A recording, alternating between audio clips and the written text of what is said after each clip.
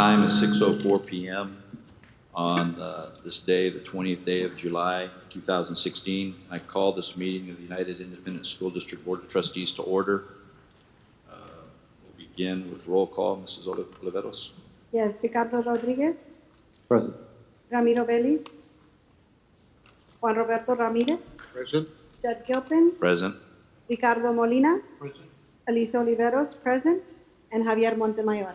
Very good. Very good. Thank you. Could everyone please rise for the Pledge of Allegiance, Texas Pledge, in a moment of silence.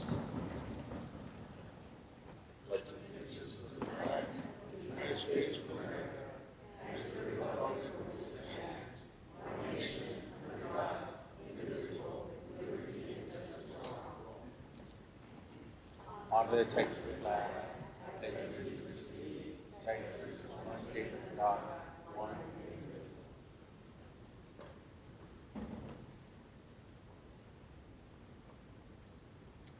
Please be seated.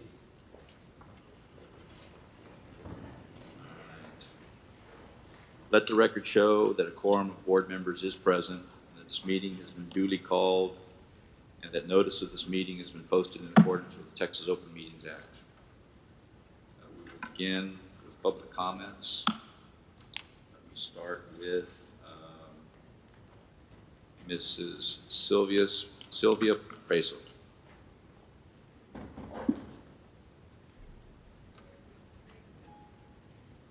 Good evening, members of the board. It's an honor to be here with you today. I just wanted to extend a public invitation on behalf of our board of directors. I am Sylvia Purcell, Executive Director for the Consortium for Apprenticeship Partners in Economic Development.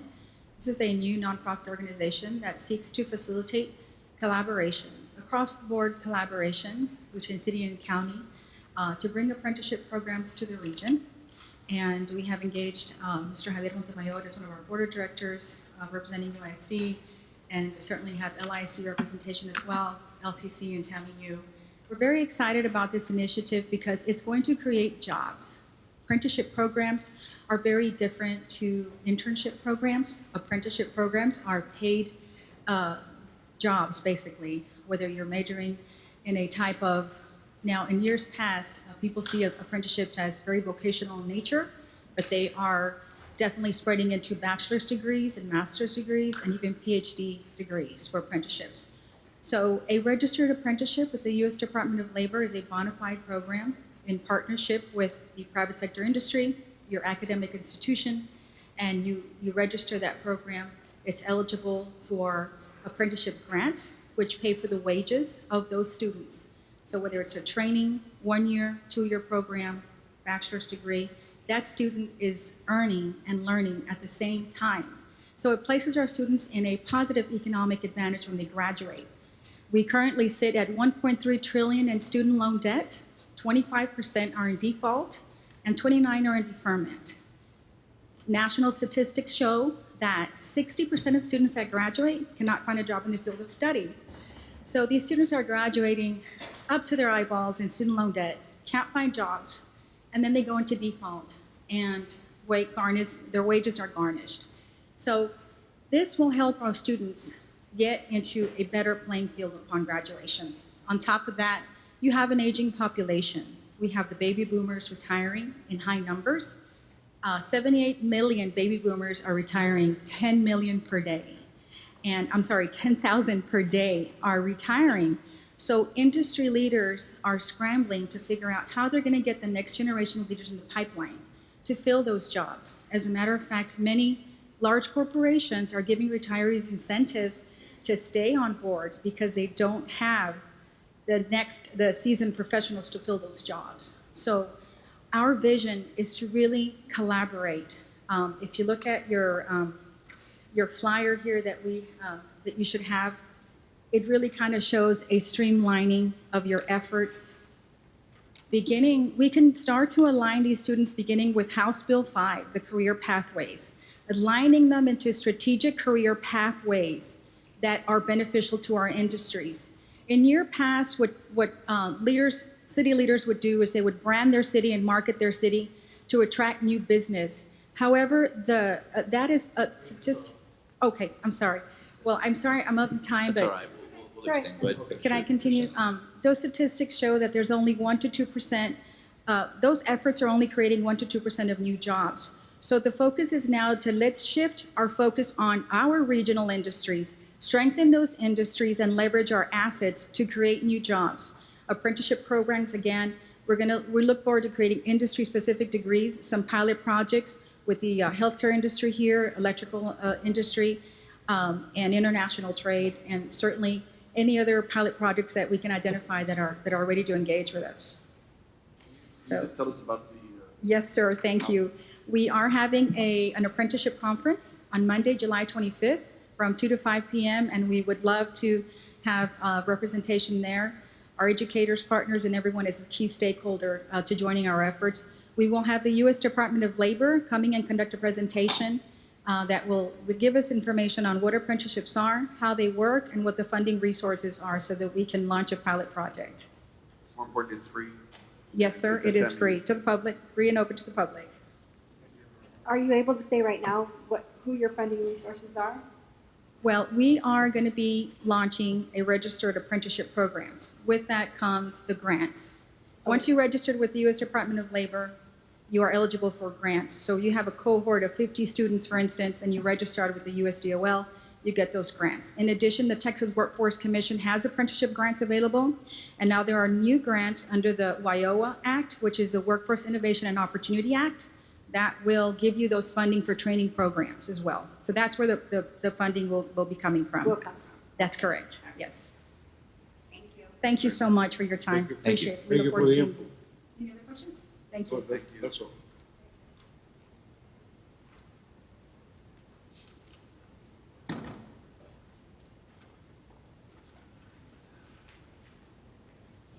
Okay, continuing with public comments, we have Edna Olmida.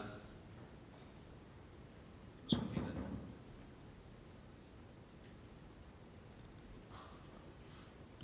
Olmida. Good evening, Mr. Santos, members of the board. I come before you in reference to the salary freeze, and I'm asking for you to reconsider the salary freeze. I thought long and hard, and I said, okay, how can I make it clear to them that it's vital and show you all that it's really important, and as someone mentioned right now, about retention and retaining Let me interrupt you. teachers. I didn't realize I had more copies here Oh, of your yes. stuff. I want to distribute it while you're talking. if you don't mind. Yes. Mhm. Oh, okay, I can continue. All right. So I thought long and hard, and versus a speech, I decided to do a breakdown because upon discussing this matter with several teachers and hearing out their concerns and all, I decided to do a breakdown so y'all can see what the life of a teacher looks like. Granted, this is the life of a single provider, someone who may be divorced, someone who may be separated, or just a single parent in itself. And the breakdown you're about to see, it basically explains how much a mortgage would run. And I based it on an average. Of course, you know, depending on the area, it's going to differ. But this is what it looks like. And this is the best way, I thought, to kind of give you a clear idea of how we, the teachers, are struggling. And we do go to college, as the lady right before me explained.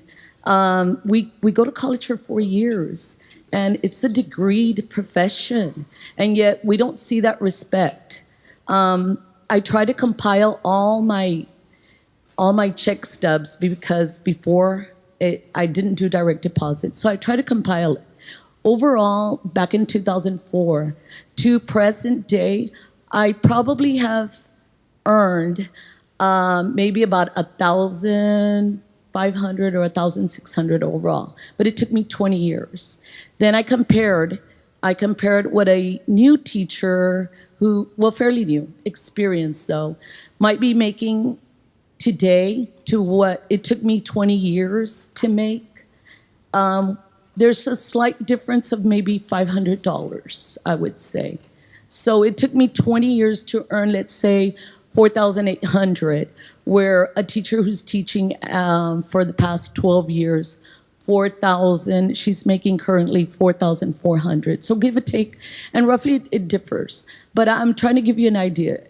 So it's only a $500 difference, where it took me 20 years, it's only taken her 12 years. But besides the Let me point. interrupt you a little bit. We're at the yes. 3-minute mark, and earlier we went over, and I don't think I did it correctly, but I think I'd encourage somebody to make a motion to extend beyond the 3 minutes. All right, so the Oh. motion, second. I think it needs to be done by motion since it's in contradiction to our policy, correct? Yeah. Yes. Okay, so do we have a motion? Second, any discussion? All those in favor? All right, proceed. You're welcome. Okay, I may have lost my train of thought though. But I just want to make it short and clear. I'm going to do a brief breakdown for other people who don't have the copy. You're comparing to a new teacher, starting teacher, to where you've been. I'm sorry? You're comparing to a starting teacher. Right. Well, and virtually I'm talking about someone who's taught 12 years or 11, 10 years. That's what I was able to get copies of. And versus me, 21 years, technically experience 22. But roughly it's only like about a good $500. Now, going back to why do we feel we deserve a salary increase? If you look at the copies that I've provided, it's a breakdown of our expenses. An average teacher, single household, right? Single parent. We estimated roughly a mortgage would run here in Laredo about $1,000. And I feel I'm being a little lenient and calculating maybe possibly the area more like in the south. Utilities running about $150. Water, $50. Of course, as you know, it'll vary. Groceries, approximately $200 a month. And this is all monthly calculations. Household items, miscellaneous items like your detergents, your dishwashing soaps, your sponges, et cetera, we calculated about $200. Cell phones, and I'm thinking me, who I'm a little on the cheap side, so $50 a month, and we know it's higher if you go with Sprint. And gas, roughly about $50, and you're talking about, and I'm roughly saying someone who's doesn't have children and doesn't have their children in extracurricular activities and so forth. So I calculated that and it ran to $1,700. Then I went ahead and I said, okay, let's go ahead and include liability insurance. And that's minimal, what the state requires. Roughly $80 for liability only, and full coverage will run more. Car payment, roughly, and you're talking about your little basic Chevrolet, not a BMW or so forth, about $540, maybe the lowest, maybe $300 some dollars. And then finally, insurance running about $253 if you want to include your family. I choose not to include family because I feel I can afford it. So I pay roughly about $46. And then finally, I totaled it out, and that's already $2,573 of expenses, which is $46 and much needed. Now, I'm basing this on a teacher's salary, net pay. The teacher's salary, net pay, take home, because IRS will not let you leave with any more than that. You're talking about $3,300. If I subtract my monthly expenses of $2,573, I am left with $731 for the whole month. And I had spoken to someone, some of the board members, and I had explained, if you were to do a survey of how many teachers are left 2 weeks prior to payday without money and having to borrow money, I'm sure you would be amazed at the amount of teachers, including myself. I have no shame in that. It's reality. We are left without a single penny 2 weeks prior to payday. And so we get paid, and roughly we already know our expenses. These are our necessities, our basic necessities. And we know that we will be without money 2 weeks prior to payday. So by then, we're already asking, when is next payday? And you ask any teacher, and they will tell you that that's the first thing that we ask for, because we know that we're already running short on money. To finish off, I would like to indicate here, all these expenses I felt were the necessities. However, I have grown children, and I tell myself, well, I don't have little ones, I don't have to worry about that. But yet, I do aspire for my children to also go to college. And as you know, we're right at the bracket where we're not well off, but we're not considered low income, where they can get the help, the scholarships. Well, they have to earn them, right? But that's still, not even if they got a scholarship, will they have enough? Tammy, my daughter tells me, it's like $300 for one book alone. And classes, she talks about it, and it's like over $1,000, $2,000. It's a high amount. And of course, I want her to attain her college degree. I aspire for her to attain that. And if I do, sometimes we do need to help out. And I cannot think of a parent that can tell me, I do not help my child out to go to college. And with $731, how much of that help can I do? So basically, another thing I was going to mention, and still, those that have little ones, like many of my colleagues, I didn't include those extra expenses. I know that entertainment is important. Just like our own kids at school, because we call them our kids, our own kids at school, we buy a lot of this stuff. I just bought a laminating machine because the laminating machine at school is constantly broken. So I bought that. I bought the laminating sheets as well.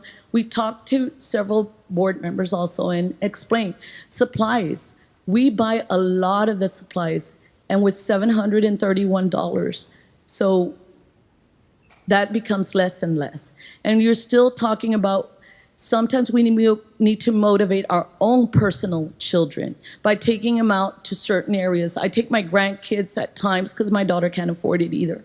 So I take them sometimes, and it's basically, you know what, we'll eat at home, and then we'll go to Peter Piper's Chuck E. Cheese and spend $20. I mean, and for a 4-year degree, I think that we do need that salary increase, and I think we deserve it. We spent, and if I speak about countless hours that we spent, and times when I have taken, and not just me, but a lot of teachers have taken their paperwork to grade, paperwork to fill out, because we've talked about excessive paperwork as well. And it's not that we want to complain, we want to gripe, as I've heard some say. No, we are the first ones there when the students need us. We are their counselors, we are their nurses, we are their second parents. I don't see any of the students coming to board members, I'm sorry, but it's reality. I don't see them going anywhere else, but they feel very comfortable with us. They're there with us for 8 hours, and some even more. If we do tutorials, we have them for another hour. I even did summer school, so I saw the same kids as well. And I don't mind. I want to help as many as possible. I don't even teach at North because I feel the need is in the South. And I'm not speaking for myself. I use I a lot, but when I say I mean the majority of the teachers. But the best way I can explain to you is using myself as an example. Well, you did well. I think I probably can speak for all the board members in saying that this was a good presentation. It's very informative. I thought your numbers were plenty conservative, and it's a good way to do this, very persuasive. Unfortunately, we have some issues right now that we're working through. So I think we're probably not in a position to table this item tonight. I think, though, you give us a lot of reason to look harder at it. And there's some other things that we're considering as possibilities. We'll probably have to come back to it, but that's my thought on it. Your presentation has been very good, and when we get to this item, we're going to have a lot of discussion on it because of your presentation. So thank you very much. Thank you so much. That was another thing I was going to ask you to consider. If anything, table it, think about it, look at the numbers. Do a survey. Just like when the bond, when you pled with the public to pass the bond, I'm pleading with you. Thank you. And again, Thank you. Thank you. Well done. Thank you very much. All right. Going on to Alejandra Leitner.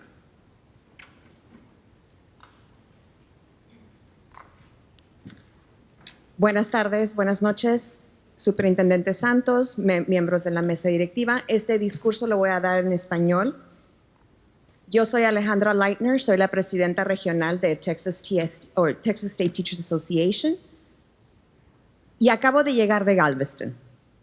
Allá me enteré de que Socorro, Isleta, Brownsville, Donna, San Marcos y muchos, incluyendo ahora Laredo, los distritos escolares, esos que mencioné, han otorgado un aumento salarial a sus empleados. Austin también. Austin subió el salario mínimo a $13 la hora, porque Buc-ee's paga $13 la hora. Nosotros no queremos perder a los empleados que están con los niños trabajando de una forma o de otra, sirviéndoles la comida, limpiando la basura, manteniendo las facilidades, los campos escolares o la electricidad, los maestros, los subdirectores, los consejeros.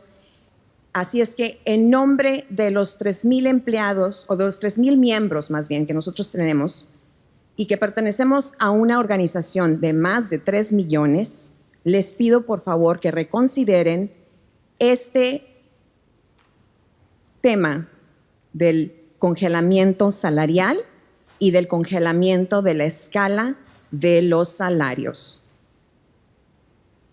¿Por qué? Porque esta es una situación que viene desde hace 2 años. TASB les informó como mesa directiva escolar que esto estaba por venir hace 2 años. Entonces, si hay dinero, por favor, utilícenlo invirtiendo en la gente que trabaja con los niños del Distrito Independiente de United. Gracias. Thank you. All right. Next we have David Bettis.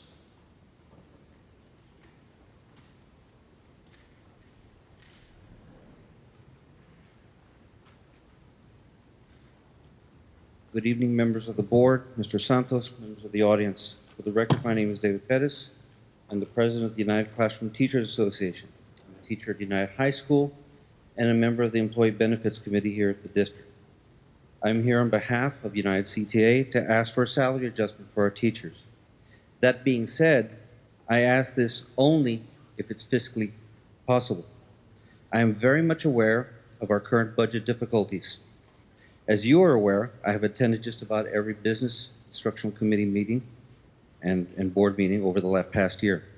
I was here last summer when Mr. Moak was presenting to the board as to the school district funding situation for the biennium.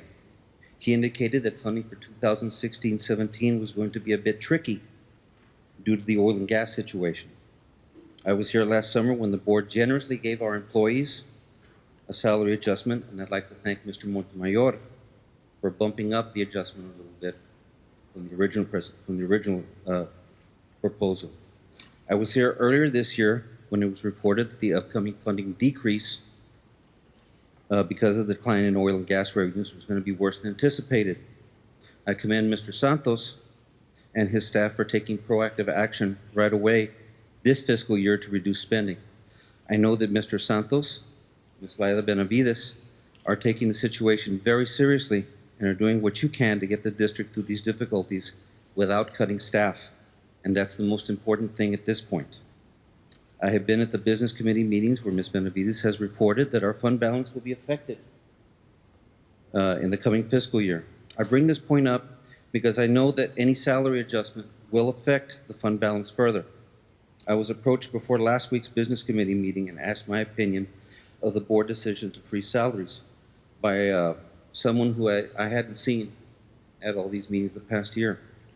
And I said we were facing a $30 to $35 million shortfall. His response was that the district had $80 million in the general fund. I told him that we shouldn't be dipping into the general fund. His retort was that I cared more about the general fund than teacher salaries. Let me say for the record, yes, I do care about the general fund. It's already going to be affected.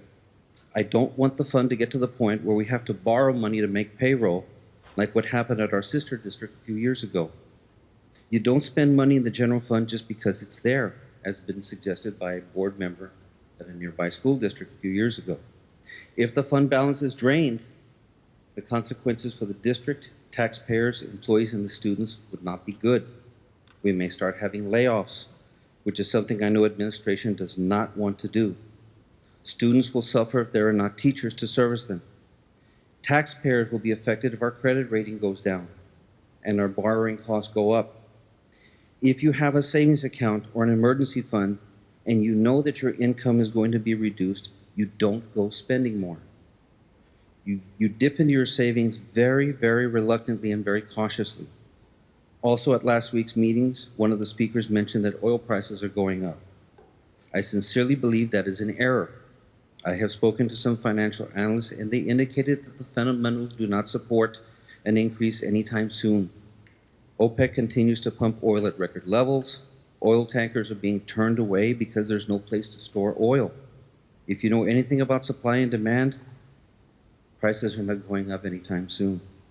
At last week's meeting, Ms. Benavides made revenue projections for the next 2 years that require the district to be very cautious in its spending due to the wise and prudent estimation of oil and gas prices in the future.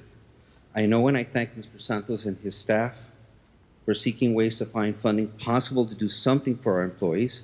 I also support Mr. Santos and his staff for working tirelessly with our state legislators to help find solutions from the state in the upcoming legislative session. In my 17 years at UISD, I have seen how the board and administration have supported our employees. As a member of the Employee Benefits Committee, I've had the pleasure of working with Mr. Robert Chapa since 1999.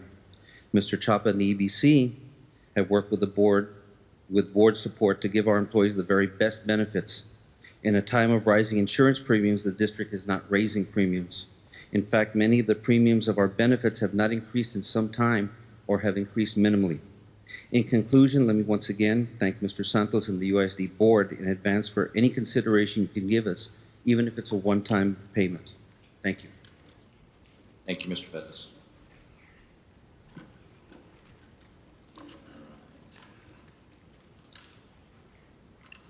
Next, we have the consent agenda items. Yes, sir, Mr. President. The Instructional and Business Committee met last week.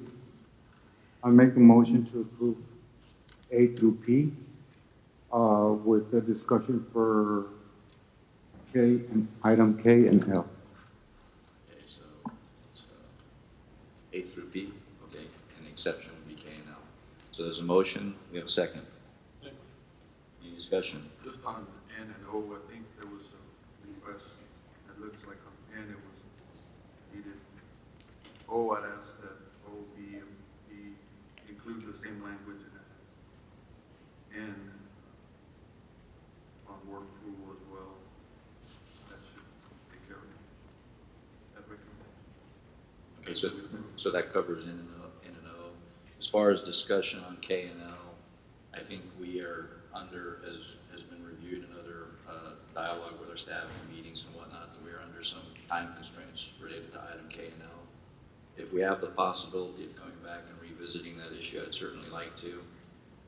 Again, I'd like to compliment Ms. Almeida on her presentation. I thought the simple and concise way with which she put this information in for us to consider was very good.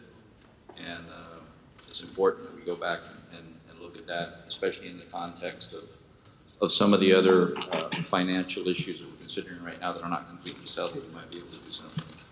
Are we still in discussion for K&L? K&L. Don't we have a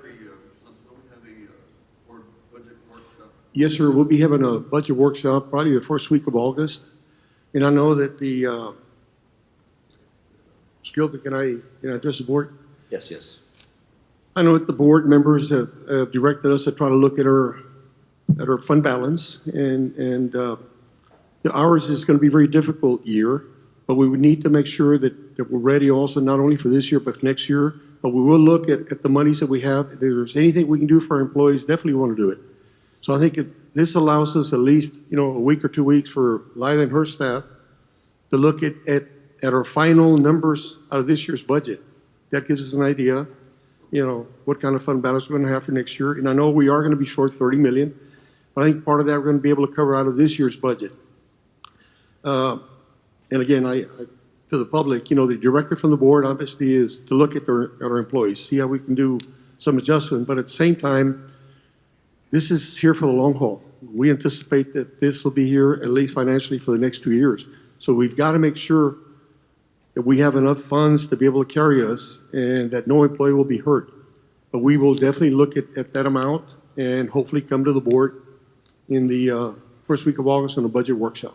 This reminds me of the time we went through the cuts with the state some time ago, only it's actually worse because it's been so recent since we went through those cuts that, recuperating from them, I think we still haven't completely recuperated from those cuts. The other thing that makes this worse right now is the fact that those cuts were a one-time cut. Yes. And once we experience that cut, we can move on from there and start rebuilding budgetarily however we're going to proceed. This cut is going to have a little bit more of a lasting impact. All that being said, though, that I think your suggestion to revisit it in the budget workshop, much the same as we did that time. Yes, sir. Either that or some way remove K&L and wait until after the budget workshop to.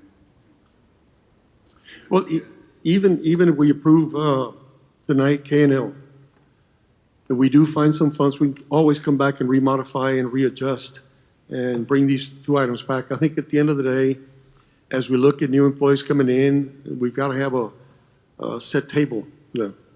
And we definitely want to look at see if we can make some adjustments. But at this point, based on the shortage of funds that we have, our recommendation is that we approve tonight both K and L.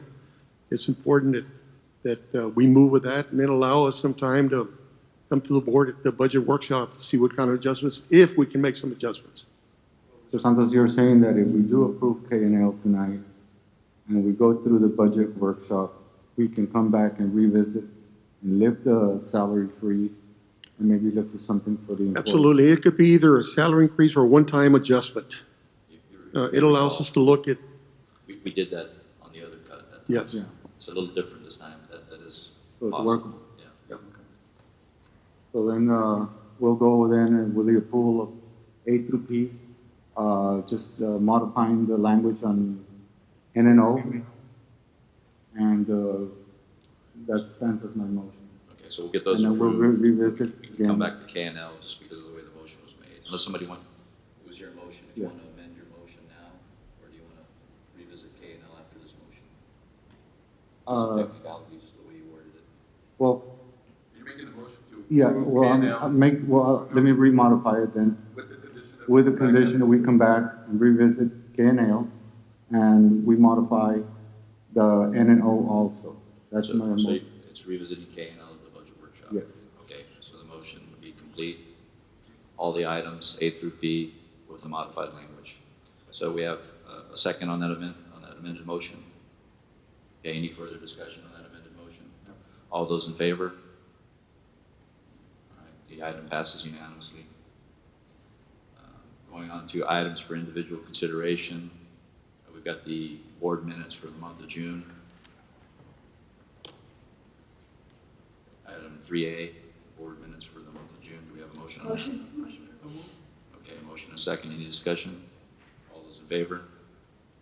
Item passes. 3B, approval of the Board of Trustees to vote on the 2016 proposed tax rate that will be published in the notice for the public hearing. Good evening, members of the board, Mr. Santos, Mr. Cruz, and members of the audience. We're bringing, actually for your consideration, for us to vote on a proposed rate that will be published in the notice for the public hearing in the Laredo Morning Times on August 7th. The proposed rate for 2016 would be $1.04 for maintenance and operation. It's the same tax rate that we have right now. And the debt service rate of 0.18486, which is the same tax rate we have it right now, for a total proposed rate of $1.224860, which again is the tax rate we have right now. No change. All right. So do we have a motion, second? Any discussion? Okay, all those in favor? Item passes. Item 3C, consideration to decide on the public meeting date, time and place for the 2016-2017 budget and proposed 2016 tax rate. This is an announcement that the United Independent School District will hold a public meeting at 6:00 p.m. on Wednesday, August 17, 2016 at the Bill Johnson Student Activity Complex at 5208 Santa Claudia, Laredo, Texas. The purpose of the meeting is to discuss the school district's budget and the proposed tax rate. Public participation in the discussion is invited. Thank you. Do we have a motion? Yeah, the item is to decide on that time and place and all that. Second. So it's the motion is to concur with staff on time, date, and place. Motion second. Any discussion? All those in favor? All right. Thank you. Item passes. Thank you very much. Item 3D, approval of contract with the Webb County Election Administrator to conduct the November 8th, 2016 board election. Good evening, members of the board, Mr. Santos, Mr. Cruz, members of the audience. I bring to you the contract with the Webb County Elections Administrator to conduct our November 8, 2016 election. It is recommended that the Board of Trustees approve to authorize of the Webb County Elections Administrator to conduct the election of single-member District 1, 2, 4, and 7 of the United Independent School District for November 8, 2016 election. Also note that the Webb County Election Administrator contract to conduct the November 8 election was not available for the Webb County Election Administrator at the time of the publication of the agenda. And the district administrators understand that the elections administrator may possibly have contract available for review by the district on Tuesday, July 19, 2016. A recommendation will be made by the district administrators on Wednesday, July 20th, which is today, regarding the approval of the contract for the election office. The total estimated cost of this contract is $26,405.22. Also attached are the finalized Exhibit F and G outlining the early voting and the election date sites. Very good. All right. Motion. We would entertain a motion. Motion. The appropriate motion. Motion approved. Any discussion? All those in favor? Item passes. Thank you. Approval, item 3E, approval of the order of elections for District 1, 2, 4, and 7. I bring to you the order of the elections for District 1, 2, 4, and 7. It's in English and Spanish. It's recommended that the Board of Trustees approve the order calling an election to be held in 4 single-member trustee districts of the United Independent School District on Tuesday, November 8, 2016, for the purpose of electing single-member districts number 1, 2, 4, and 7, and the term of office for such trustees be a term of 4 years, in accordance with Section 11.059 of the Texas Education Code. As you can see, I have attached the orders in English and Spanish, and also provided the schedule Exhibit F with the early voting sites. Thank you very much. Do we have a motion? Motion. Okay, motion is to approve as presented. Any discussion? All those in favor? All right, the item passes. Thank you. Thank you very much. All right, this takes us to item number 4, closed session. We will adjourn into closed session pursuant to the Texas Open Meetings Act, items 551.071 and .074. I think that covers it. Very good. And the time, Judge? The time now, 6:44, we would take approximately 30 minutes. 30 minutes.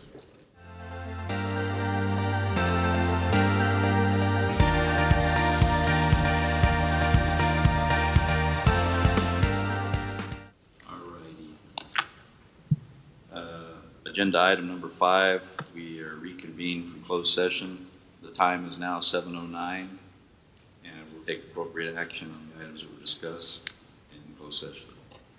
The item we have up is 5A, the appointment of a principal for Nye Elementary School.